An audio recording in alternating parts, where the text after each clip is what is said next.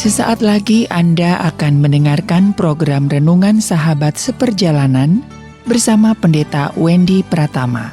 Selamat mendengarkan.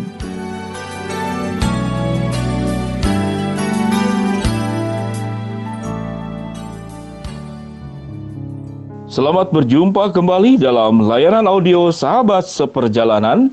Hari ini adalah hari Kamis 22 Oktober 2020. Tema saat teduh dan renungan yang kita akan pelajari hari ini berjudul Seni Berelasi yang Rohani. Seni Berelasi yang Rohani. Firman Tuhan terambil di dalam Mazmur pasal yang pertama, ayat yang pertama. Demikian bunyi firman Tuhan. Berbahagialah orang yang tidak berjalan menurut nasihat orang fasik, yang tidak berdiri di jalan orang berdosa, yang tidak duduk dalam kumpulan pencemooh. Amsal 25 ayat ke-28 demikian bunyi firman Tuhan. Orang yang tak dapat mengendalikan dirinya adalah seperti kota yang roboh temboknya. Mari kita berdoa. Bapa yang di dalam surga, kami ingin belajar kebenaran firman Allah, bagaimana tatkala kami bergaul di dalam dunia yang penuh dengan dosa ini, kami tidak menjadi seperti ahli Taurat yang merasa diri paling benar, atau kami kemudian menjadi orang-orang yang lentur dalam bergaul, bisa beradaptasi, namun kami kehilangan aspek kebenaran dan aspek rohaninya. Sehingga kami mau belajar bagaimana berelasi itu memiliki seni, namun juga memiliki hal yang rohani. Di dalam nama Tuhan Yesus kami berdoa. Amin. Sahabat seperjalanan yang dikasihi Tuhan, di dalam berelasi, kalau kita boleh katakan banyak anak-anak Tuhan itu memiliki dua ekstrim. Ekstrim yang pertama adalah kalau kita jadi anak Tuhan berarti kita harus bergaul, mengikuti cara, mengikuti budaya, dan bisa diterima oleh dunia ini. Tatkala mencoba berjuang untuk bagaimana diterima oleh dunia ini, akhirnya dia menjadi anak-anak Tuhan yang lentur namun luntur imannya. Kalimatnya adalah yang lentur namun luntur imannya. Tetapi ada juga yang di dalam berelasi itu adalah sangat menekankan kebenaran sampai kemudian tidak mau bergaul sama sekali dengan dunia ini. Tidak mau bersentuhan dengan dunia ini. Di dalam sejarah Alkitab dan sejarah perjalanan panjang manusia, di dalam mendekatkan diri kepada Allah ada namanya itu kelompok pietisme. Dia mengasingkan dari dunia ini. Dia kemudian menciptakan kelompok sendiri dan tidak mau bersentuhan. Bahkan tidak handphone, tidak lihat TV. Ya, kemudian dia hidup supaya dia tidak tercemar.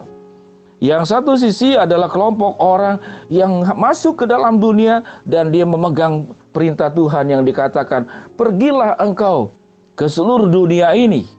Dan dia pergi. Dia menjadi seperti Yesus, bergaul dengan siapapun. Namun Yesus memiliki sesuatu yang perlu kita pelajari bersama. Bagaimana ada di dalam dunia ini tidak menjadi tercemar, namun kemudian justru memberkati dan membawa kebenaran. Sehingga di dalam berelasi membutuhkan seni, namun juga membutuhkan hal yang rohani. Sahabat seperjalanan yang dikasihi Tuhan, itu di dalam aspek dunia. Di dalam aspek berumah tangga, berelasi dengan sahabat juga hal-hal yang sama. Kita diperhadapkan dari bangun tidur sampai kemudian kita tidur kembali, itu kita berhubungan dengan yang namanya itu relasi. Bagaimana relasi itu bisa benar? Yang pertama, berelasi yang benar itu kita harus punya relasi yang kuat dengan Tuhan sebelum kau berelasi dengan siapapun. Sehingga setiap relasi yang kau jalin bersama siapapun, dengan apapun, di dalam kondisi apapun juga, engkau telah diproteksi oleh Tuhan. Apa itu proteksi yang Tuhan berikan tatkala kita sudah berelasi dengan Tuhan?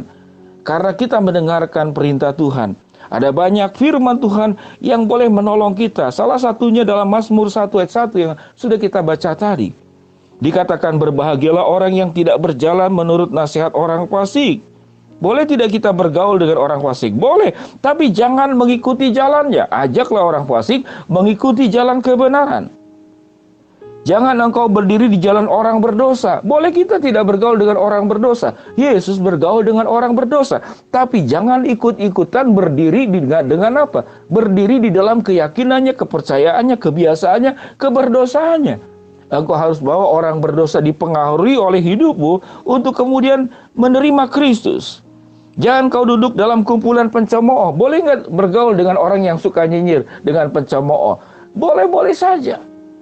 Namun engkau tidak menjadi seperti mereka, dan bagaimana mereka berubah? Lalu dengan menerima Kristus, melalui kehidupanmu yang kau nyatakan sebagai orang percaya yang memberkati mereka. Sahabat seperjalanan yang dikasihi Tuhan, kalau kita boleh simpulkan, berelasi itu sesuatu yang tidak mudah. Maka selalu ada dua ekstrim. Ekstrim yang pertama itu sangat lentur, punya seni berelasi, namun kehilangan aspek kerohaniannya. Ada yang sangat menekankan aspek kerohaniannya sampai tidak ada seni berelasinya. Hitam putihnya itu begitu kental sampai kemudian dia tidak mau bersentuhan dengan dunia yang berdosa ini. Kita berbicara bukan hitam putih, tapi kita berbicara tentang benar dan salah. Kalau bicara hitam putih itu warna. Itu kadang-kadang berbicara tentang apa? Tentang kebiasaanku, keyakinanku, dan itu kebiasaanmu, keyakinanmu. Tapi kalau kebenaran itu bukan keyakinan pribadi. Kebenaran itu bukan kebiasaan. Kebenaran adalah kebenaran. Dia berdiri sendiri di hadapan Allah sebagai kebenaran yang milik Allah, yang perlu kita adopsi, yang perlu kita miliki, yang perlu kita hidupi, yang kita perlu wujudkan di dalam keseharian kita. Sahabat seperjalanan yang dikasihi Tuhan, di dalam relasi dengan rumah tangga juga sama. Kita bagaimana belajar untuk punya seni. Bagaimana punya seni itu? Saya boleh katakan ada 2 poin. Jadi orang itu jangan selalu merasa selalu benar. Jangan juga selalu merasa salah. Ya, kalau merasa benar, merasa salah itu perasaan. Waktu engkau merasa benar, jangan-jangan salah. Waktu engkau merasa salah, jangan-jangan benar. Sehingga berelasi itu jangan selalu ingin rasa benar sendiri, selalu merasa benar, atau selalu merasa salah. Engkau tidak punya keyakinan.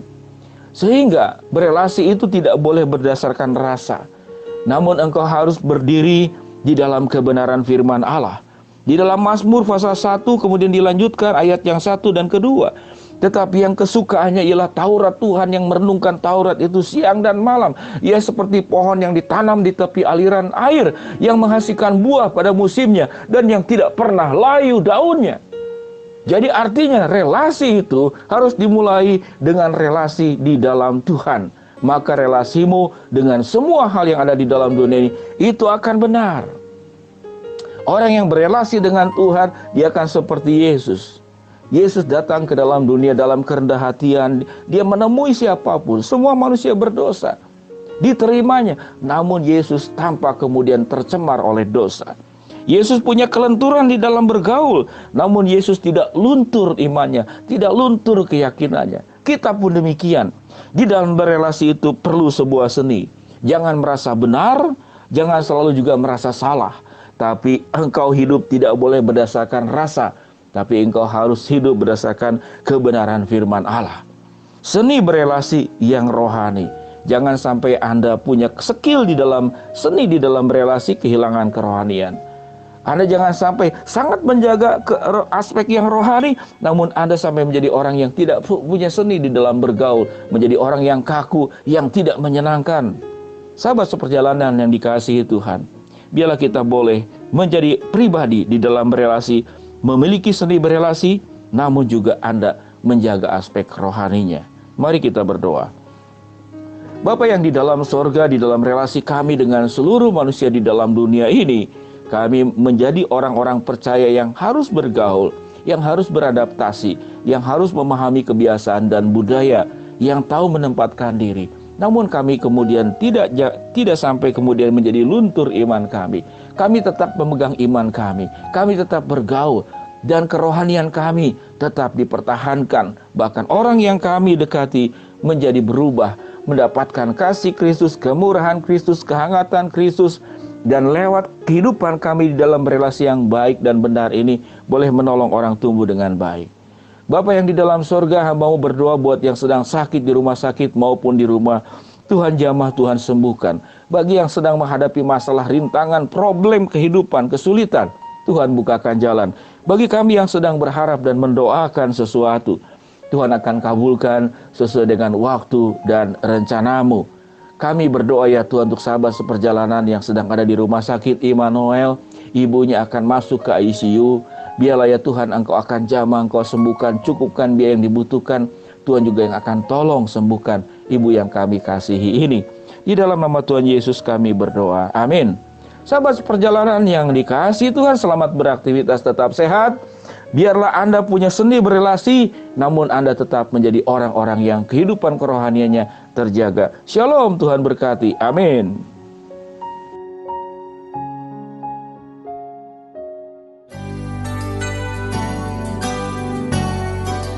Anda baru saja mendengarkan program Renungan Sahabat Seperjalanan bersama Pendeta Wendy Pratama.